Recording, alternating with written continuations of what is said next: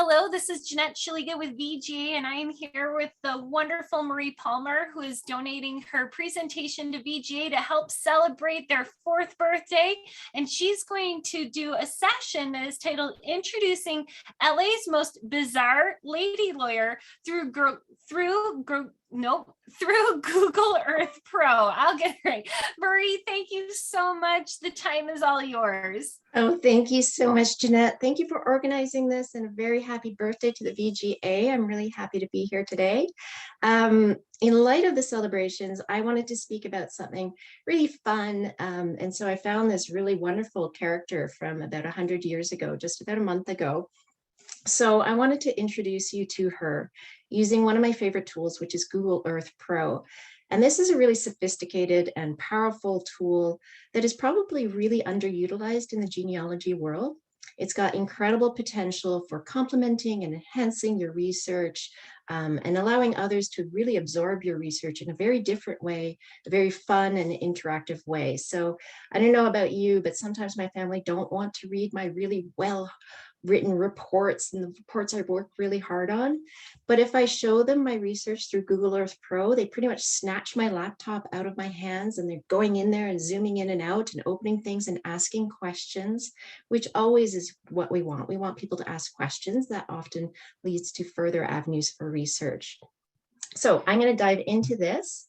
We've got Gladys Towles Root. She was known as LA's most bizarre lady lawyer. She was born in 1905 in Los Angeles, and she lived there her whole life. And before I get into her, I do want to just describe a little bit very quickly the Google products, because there's sometimes some confusion.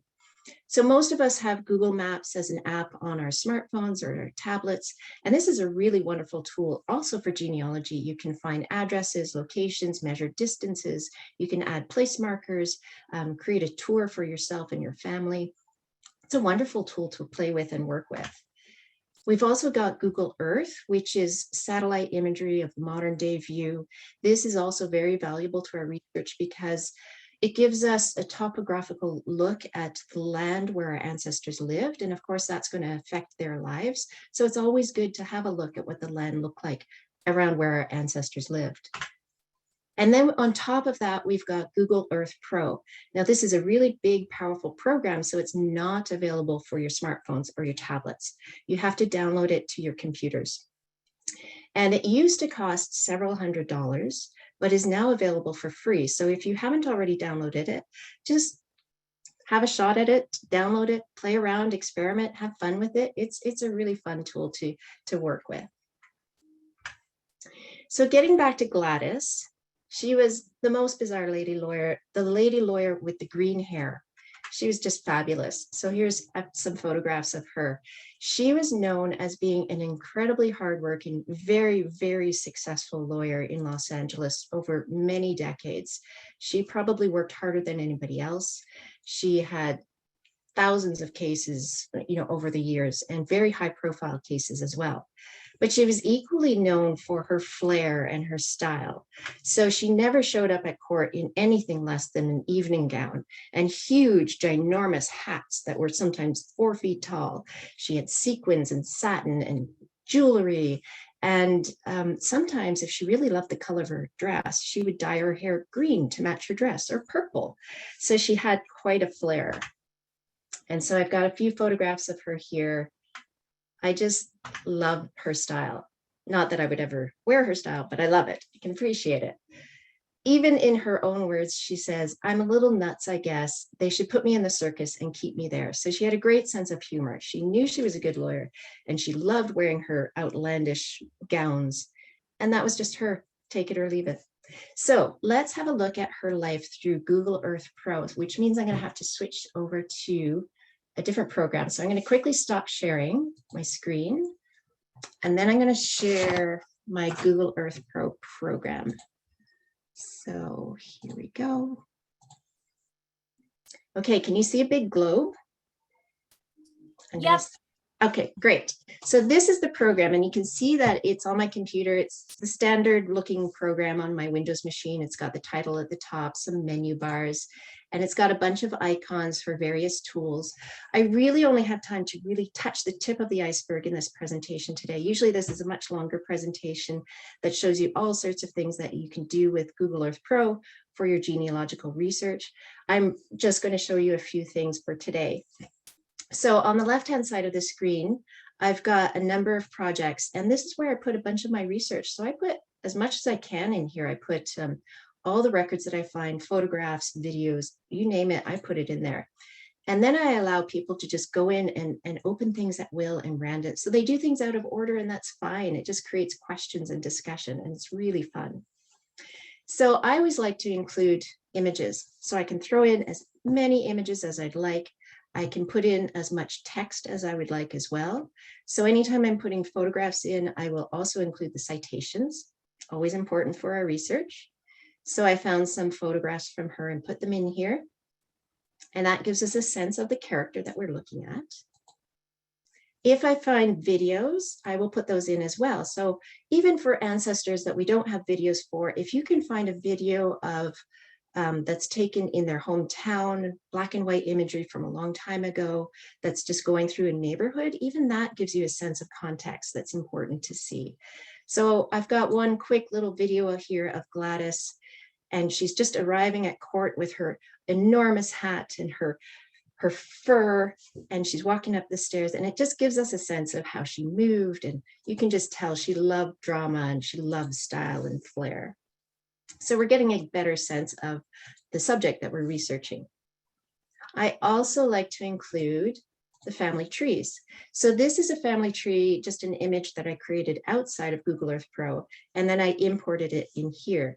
It's a little bit small, so I can open up the image to look at it more closely. And it just gives us a bit of a sense of where Gladys fit within her family. She was the daughter of Charles and Clara. She had an older sister, and she was married first to Frank Root. They had a son, Bobby, and then she was married again for a second time. So we can go back to Google Earth Pro, and then we're going to drill down and see where she was born. So you can add in as many vital records as you like. In this case, I put in a newspaper clipping about where she was born. She was born in 1905 on a wheat ranch at 10th and Grandview Avenue in Los Angeles, and the two-story frame house in which she was born is still standing at 2312 West 10th Street. And so there's the clipping of the paper itself and the source. So we're going to fly down there. And this is one of the things I love most, and certainly what my kids love most, is the flying aspect of Google Earth Pro. And this is 2312 West 10th Street as it looks. This image is actually from 1985, but a more modern day view of how it looks. So what we can do, and I just have to move my Zoom screen here, we can actually go down and have a look at how it looks. So this is similar to Google Maps and Google Earth. You can drill down to Street View to see how things look. So remember, she was in a two-story frame house. That doesn't look like it's there anymore. And that's not a big surprise. Doesn't look too appealing right now.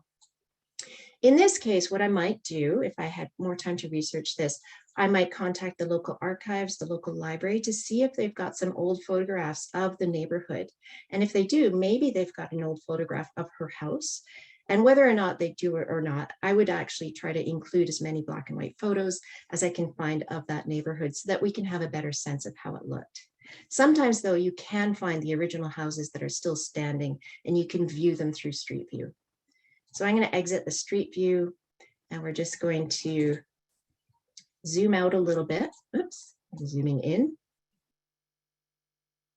One of the things that is really wonderful about Google Earth Pro is you can find any map, whether you photograph a map from an atlas, whether you find it online and it's digitized, you can take those maps and put it into Google Earth Pro, stretch them, rotate them, adjust them so that they layer on top as perfectly as possible with the modern day roads and imagery. So I did that. I found the Sanborn Fire Insurance maps for this area, and I placed them on top so that we could have a sense, a little bit more of what the neighborhood was like at that time. So these old maps are really valuable to your genealogical research because they give you more context, they give you more clues and information about what the neighborhood was like around your subject. So I'm just going to remove this little icon and we can drill down. And we can see this is probably Gladys's house that she lived in. And it looks like her neighborhood was filled with similar sized houses. And there are a few apartment blocks down in here. And up the street, there's a church and some more apartment blocks. So older maps give you a much better sense of what life was like in the neighborhood and what types of businesses and buildings your ancestors might have walked past on their way to church. So whenever you can find those older maps, that's really, really valuable information. So the next thing we do is we try to find as many records as we can for our ancestor. Here I've added in the census records. So I'll put in the images of those census records. And of course, it's really small. So we can always open that up to look further at it. We can drill down to actually see the information on there. And here's Gladys's family. She's the daughter of the family with her older sister. And I like to also include a bit of I like to type out some of the more important information from those records as well. So, because it's very difficult for some people to read this. And of course, I've got my source citation at the bottom of the screen. So she, in 1910, was still living in the home where she was born. In 1920, it's the same thing. She's still there. Her older sister has moved out. In 1930, she's still in the same home, but now she's married. And she and her husband are renting rooms from her parents in that same home. And this is the first time that she's listed as an attorney. She's 24 years old. So this is the start of her career. And in 1940, she's still at the same place. So a lot of my ancestors, and I'm sure many of yours, moved around a lot. And it's nice to see that movement. You can place markers in your maps and you can pull up those census records and you can measure distances and even plot out the migration paths. You can look at the elevation gains. Did they have to go up and down quite a bit to get to these different places? And that's really important to know what those journeys were like. So in 1940, she's still at the same house. Her mother has passed away. She's there with her first husband and their son now, Bobby, who is 6 years old. So I have all of those markers in there. But by 1950, she has moved for the first time, and she's moved to a place called Muirfield Road, and I might be saying that incorrectly. This is still in Los Angeles. She's living with her second husband now, John Geiger. So we're going to go over there. We're going to fly over. And it's not too far away, but she lived on the corner lot here. And this house hasn't changed very much since she moved in. I'm sure the decor inside has, but the actual house itself is still much the same. And if I zoom out a bit, you can see that this neighborhood looks a little bit affluent. I don't know if you can see, but there are a lot of tennis courts in the backyards. I don't know about you, but there are not a lot of tennis courts in my neighbors' backyards. A lot of pools. I'm getting the sense that this is a more affluent neighborhood. And so you're getting a feel for the neighborhood just by looking at the modern day imagery in this case. I did find an article that described her home. By this time, she's quite famous already. And it describes her home as a 14-room, $50,000 mansion in the exclusive Wilshire district. It's decorated in the same screwy taste that makes her wardrobe a legend. The front door is mirrored on the outside, and the vast entry hall, the staircase, and the upstairs corridor are mirrored from wall to ceiling. So just like her clothing style, her home is quite outlandish. And we can, again, add in as many photographs as we want. So I found some photographs from some realtor websites. The house sold 2 years ago for $8 million. These are some older photographs, and you can see that this is quite a big house. She's doing quite well. And if we look back at the 1950 census, it says that she worked 94 hours in the previous week. It says that she's an assistant publisher. Her husband was a publisher, but she was actually working as an attorney at that time. She now has a daughter, Christina, her son, Bobby, and they've got a maid, Rosalind, and a butler, Richard, both of whom worked 60 hours in the previous week. So everybody's working really, really hard. Now, I love that we have the 1950 census. That was a lot of valuable information. We also have the 1950, the maps that go along with that. So I included those here. It does take a minute to load up, so we'll just wait for a second there. But sometimes those maps give us more information. So I'm just gonna wait for a second. It's a little bit hard on the program with Zoom on top, but there we go. So I found that map and I just had to readjust it a little bit to fit on top of here. But whenever a map is available, I will throw it in there. And again, just by looking at this neighborhood and learning more about it, I started to wonder, well, if this is such an exclusive neighborhood, who are some of her neighbors? What was it like in the neighborhood? And those are some of the questions that I hadn't thought of before I was looking at this through Google Earth Pro. And it turns out that there were some famous neighbors nearby, and one of them was Nat King Cole. And he was a very talented and famous musician and band leader at the time. And he essentially lived across the street, just down the road. And he moved in 1948, and he had a really interesting story. So I'm going to pull up that. There's a photograph of him and his family at the house. And I found an article, which I'll just read the quote here. The elegantly understated neighborhood of tasteful mansions and rolling green lawns was filled with old Los Angeles money, families who had made their fortune in oil, banking, and real estate. So we're getting a good sense of this neighborhood. When it was established in the 1920s, Hancock Park was put under a 50-year restrictive covenant, which stated non-whites could not live in the neighborhood unless they were servants. So he had a very difficult time. It was very difficult for him to even purchase the house, which he had to do in some conniving ways, but he did get a hold of the house. But he faced an enormous amount of awful discrimination, burning crosses on his lawn, rocks through windows, just a terrible, terrible time. And they stayed and they stuck through it. Before he moved in, there was a petition to try to stop him from moving in. And I found another article that said in 1948, Gladys would be among the residents who refused to sign a petition to stop Nat King Cole from buying a house there. And I was happy to read that.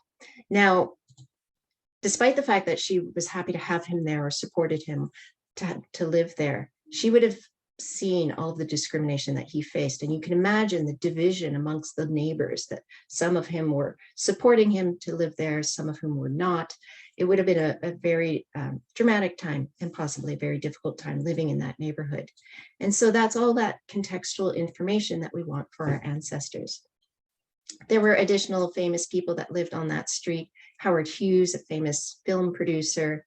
And then in the 1960s, Gladys was involved in a very high-profile case. Frank Sinatra's son was kidnapped and returned after a couple of days unharmed, but the three men who kidnapped him went to court and were charged with kidnapping, and Gladys represented them. She was not very well liked for that because everybody loved Frank Sinatra. So she went through a tough few years because she represented them. So I included some videos about that whole saga, which is important for her life. So she continued to work. She was working at 77 years old in the courtroom, and that she passed out in the courtroom and eventually died. So she worked right up until her death, and she was buried. We'll fly over to the cemetery where she was buried at Forest Lawn Memorial Park. And I included her obituary and a photograph of the headstone there, and that is where she was buried. So by zooming out, I can kind of see that she didn't move around very much. She only lived in 2 places in her life and was buried not too far away. Many of our ancestors, you're going to be moving around and have markers all over the country, possibly all over the world, which makes it really fun to zoom around. So I'm probably over time, so I'm going to stop there, but thank you so much for having me today.